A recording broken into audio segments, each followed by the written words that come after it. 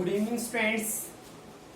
आज हम इस वीडियो के अंदर बिजनेस स्टडी के बारे में पढ़ेंगे और बिजनेस स्टडी के अंदर हमारा टॉपिक रहेगा जी फाइनेंशियल प्लानिंग। तो सबसे पहले इसका मीनिंग क्लियर करके रहिए। मीनिंग क्लियर करने से पहले मैं आपको बता देता हूँ जी प्लानिंग क्या होती है। प्लानिंग क्या होती है जी, कोई भी चीज कोई भी कार्य है जो भी भविष्य के अंदर किया जाना है, तो what to be done in the future, that is a planning. कहते हैं कोई भी काम जो भविष्य के अंदर हमें करना है उसकी पहले से तो उसके बारे में क्या कहते हैं, हमें प्लानिंग की जाती है जी, क्या हमें क्या कुछ करना है जी। तो ऐसी संबंधित है फाइनेंशियल प्लानिंग। तो फाइनेंस से संबंधित होगी जी, फाइनेंस से संबंधित क्या होगा जी, कितने पैसे की जरूरत है, उसके बाद वो पैसा कहाँ से आएगा और उस पैसे को कहाँ पे यूज किया जाएगा जी। दैट इज किसमें आता है जी, साथ सब कुछ किसमें आता है, फाइनेंशियल प्लानिंग है। तो पहले मीनिंग क्लियर कर लेते हैं जिसका। फाइनेंशियल प्लानिंग किससे संबंधित है, पर्टेन्स होता है संबंधित है, किससे संबंधित है, to the function of the finance, finance के कार्य से संबंधित रहे। और इसके अंदर क्या चीज शामिल की आती है, इसके अंदर तीन चीजें शामिल की आती है।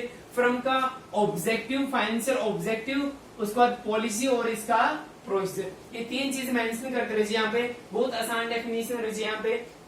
तो फाइनेंशियल प्लानिंग इट क्या है रहे, it financial planning pertains to the function of finance and it includes the firm's financial objective and policy and procedure। तीन चीजें यहाँ पे मतलब मेंशन किया है, ऑब्जेक्टिव, पॉलिसी और प्रोसीजर यहाँ पे शामिल किया गया है। तो यहाँ पे तीन चीजों पे आप फोकस करता है फाइनेंशियल प्लानिंग। क्या फोकस करता है, किन तीन चीजों पे फोकस करते रहे जी, वो कौन सी थिंग्स है। तो पहली बात करते रहे जी, फाइनेंशियल प्लानिंग की कहते हैं जी आपको पैसे की जरूरत क्यों है जी, नीड क्या है, इसकी पैसे की जरूरत क्यों है। नीड तो है जी, किसके लिए जरूरत है, different type of the activity होता है बिजनेस के अंदर, डिफरेंट टाइप की एक्टिविटी होती है, उसको परफॉर्म करने के लिए जरूरत होती है जी। अब डिफरेंट टाइप की एक्टिविटी कौन कौन सी होती है जी, वो जिससे हम बात कर लेते हैं, एग्जाम्पल ले लेते हैं यहाँ पे। देखो फाइनेंस कहाँ पे इन्वेस्टमेंट किया जाता है, या तो करंट एसेट में जरूरत पड़ती है या फिर फिक्स एसेट के लिए जरूरत पड़ती है हमें।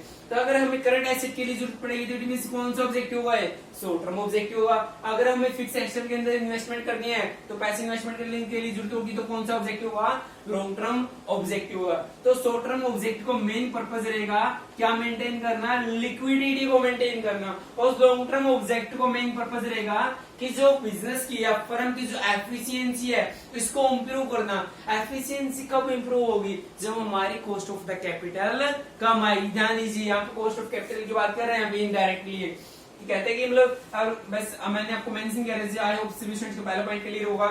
नीड ऑफ द फाइनेंस की बात करते रहिए। तो पहले फाइनेंस की जरूरत कहाँ पड़ती है, करंट एसेट और फिक्स एसेट के अंदर इन्वेस्टमेंट करने के लिए। और करंट एसेट में इन्वेस्टमेंट करने का पर्पस क्या है, शॉर्ट टर्म ऑब्जेक्टिव कहलाएगा। और लॉन्ग टर्म फिक्स एसेट के अंदर इन्वेस्टमेंट करने क्या रहेगा, लॉन्ग टर्म ऑब्जेक्टिव कहलाएगा। शॉर्ट टर्म का जो ऑब्जेक्टिव का मेन पर्पस क्या रहेगा, लिक्विडिटी को मेंटेन करना। और लॉन्ग टर्म ऑब्जेक्टिव का मेन पर्पस रहेगा एफिशिएंसी को इंप्रूव करना। किसकी एफिशिएंसी को, फर्म की एफिशिएंसी को।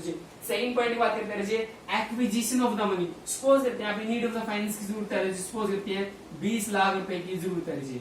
अब 20 लाख रुपए यहाँ पे हमें प्लानिंग की, फाइनेंशियल प्लानिंग, फाइनेंस मैनेजर ने हमें प्लानिंग किया कि 20 लाख रुपए की रिक्वायरमेंट है इन द बिजनेस। अब वो बात है 20 लाख की रिक्वायरमेंट तो है, बट वो पैसा कहाँ से आएगा, उसके लिए दो सोर्स है। कौन कौन से, एक तो शॉर्ट टर्म सोर्सेज और एक long term sources. Short term sources के अंदर क्या है, जो आपकी कहाँ से हम पैसा अरेंज कर सकते रहे, शॉर्ट टर्म लोन भी ले सकते रहिए। शॉर्ट टर्म के लिए हम commercial paper use, commercial paper treasury bill यहाँ से हम क्या ले सकते रहिए, सोर्स है शॉर्ट टर्म के। मतलब शॉर्ट टर्म के लिए हम क्या प्रोवाइड करते हैं, पैसा प्रोवाइड, पैसा या पूंजी कुछ भी लगा सकते हो आप यहाँ पे प्रदान करते हैं, हमें प्रोवाइड करवाते हैं। और लॉन्ग टर्म जो लंबे समय के लिए, लंबे समय मतलब यहाँ पे ये मेंशन कर रहा हूँ मैं, एक साल से ज्यादा के लिए रहिए। तो हमारे कौन कौन सोर्स है, शेयर कैपिटल और डेप्ट कैपिटल का यहाँ पे रिटेन अर्निंग बेस कर रहिए। तो लॉन्ग टर्म के लिए यहाँ पे हमारे सोर्स रहिए, यहाँ पे लॉन्ग टर्म के लिए हम पैसे को अरेंज कर सकते रहिए। मतलब कहने मतलब है कि जो शॉर्ट टर्म के सोर्सेज है वो हमें एक साल के लिए लोन प्रोवाइड कराते हैं, एक साल के लिए जो कैश की फैसिलिटी प्रोवाइड कराती है। और जो लॉन्ग टर्म सोर्सेज है वो हमें एक साल से ज्यादा के लिए कैश की फैसिलिटी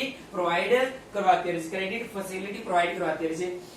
अब बात आती है जी यूटिलाइजेशन ऑफ द मनी। पहली बात है जी आपको 20 लाख रुपए की जरूरत थी, 20 लाख रुपए यहाँ पे एक्विजिशन प्राप्त हो गए। अब 20 लाख रुपए बिजनेस के अंदर आ गए तो उसको कहाँ पे यूज किया जाए, पैसे कहाँ पे यूज किया जाए, ऐसी जगह यूज किया जाएगा जहाँ पे कंपनी क्या हो, मैक्सिमम प्रॉफिट हो और मिनिमम रिस्क हो। मतलब कम से कम रिस्क और मैक्सिमम प्रॉफिट। मतलब ये ऐसे पॉसिबल नहीं है, कॉन्ट्राडिक्शन होते हैं वैसे नॉर्मली, बट हम ऐसा मान के चलेंगे कि कंपनी ऐसे पैसे को वहां पे इन्वेस्टमेंट ज्यादा करने पसंद करेगी जहाँ पे कंपनी क्या हो, मैक्सिमम प्रॉफिट हो। आई होप सभी स्टूडेंट्स को ये तीनों पॉइंट अच्छे क्लियर होंगे।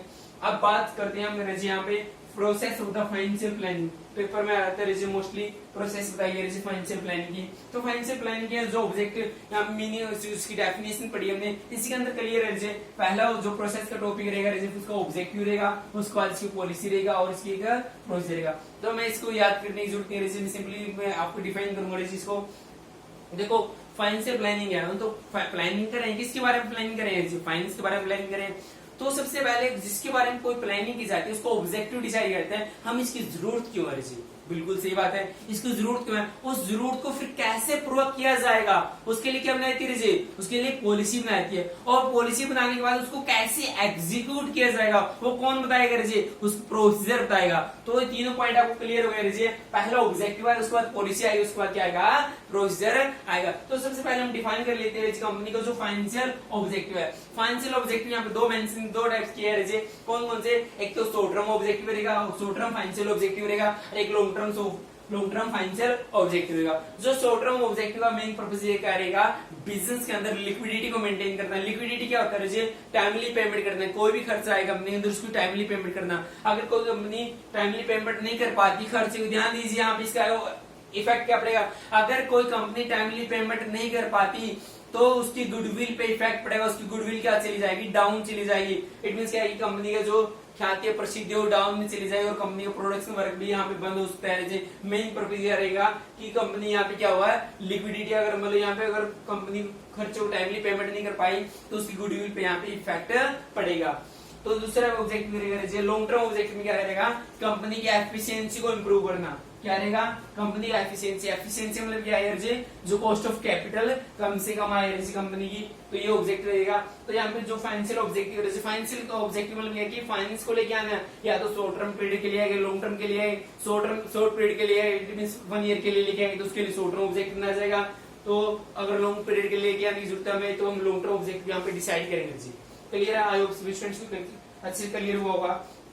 तो बात आती है सेकंड पॉइंट की, आप उस ऑब्जेक्टिव को अचीव करने के लिए जो हमने ऑब्जेक्टिव किया, चाहे शॉर्ट टर्म ऑब्जेक्टिव चाहे आपका लॉन्ग टर्म ऑब्जेक्टिव, इस ऑब्जेक्टिव को अचीव करने के लिए क्या बनाती है कंपनी, पॉलिसी बनाती है। जो पॉलिसी किसके द्वारा बनाती है, फाइनेंस मैनेजर द्वारा एक पॉलिसी बनाई जाती है। एक फाइनेंस मैनेजर पॉलिसी बनाएगा। जैसे सपोज करते हैं अगर शॉर्ट टर्म ऑब्जेक्टिव है, लॉन्ग टर्म ऑब्जेक्टिव है तो ये पॉलिसी बनाई जाती है। सपोज करते हैं अगर कंपनी का शॉर्ट टर्म ऑब्जेक्टिव तो कौन सी पॉलिसी बनेगी, working capital working management policy. अगर कंपनी का लॉन्ग टर्म फाइनेंशियल ऑब्जेक्टिव तो कंपनी कौन सी पॉलिसी बनेगी, capital structure policy, dividend policy. ये पॉलिसी बनेगी कंपनी की, क्योंकि जो दोनों चीजें किससे कोरिलेटेड है, लॉन्ग टर्म फाइनेंशियल ऑब्जेक्टिव से। अब मैं 1 बाय 1 मेंशन करता हूँ। अगर सपोज करते हैं कंपनी को कोई ऑब्जेक्टिव है, चाहे शॉर्ट टर्म हो चाहे लॉन्ग टर्म, उसको अचीव करने के लिए कंपनी को पॉलिसी नहीं रही, जिससे कंपनी क्या पॉलिसी नहीं रही, डिविडेंड पॉलिसी नहीं। डिविडेंड पॉलिसी में मेंशन उस पे स्टार्टिंग अंदर वो कम डिविडेंड पे करिए, फिर मोर डिविडेंड ज्यादा डिविडेंड भी दे सकती है। अगर वो कम डिविडेंड देगी तो इट मींस वो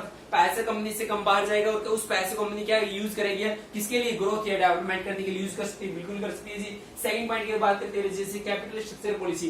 कैपिटल स्ट्रक्चर पॉलिसी मतलब क्या है, कंपनी मेंशन करती है कि फर्म को पैसे चाहिए, पैसे कहां से आएगा, तो शॉर्ट टर्म सोर्स से आएगा, लॉन्ग टर्म सोर्स से आएगा।